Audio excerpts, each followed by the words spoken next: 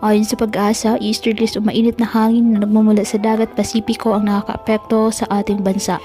Wala pong namamataan na anumang sama ng panahon, low pressure area o bagyo sa loob at labas ng ating Philippine Area of Responsibility na maaaring makaapekto sa ating bansa. Ngayong araw, dahil po sa easterlies at ng mga localized thunderstorms, ang Metro Manila at nalalabing bahagi ng ating bansa, asahan po ang bagyang maulap hanggang sa maulap na kalangitan with isolated rain showers or thunderstorms.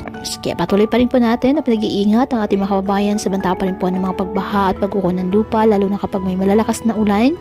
At ugaliin na magdala palagi ng payong o kahit anong panangga sa ulan o hindi kayo po ay sa init ng araw kapag lalabas ng ating mga tahanan. At yan po muna ang update sa lagay ng panahon ngayong araw. Muli ipatuloy po tayo na mag-ingat at palaging tandaan, God loves you. Stay safe and God bless.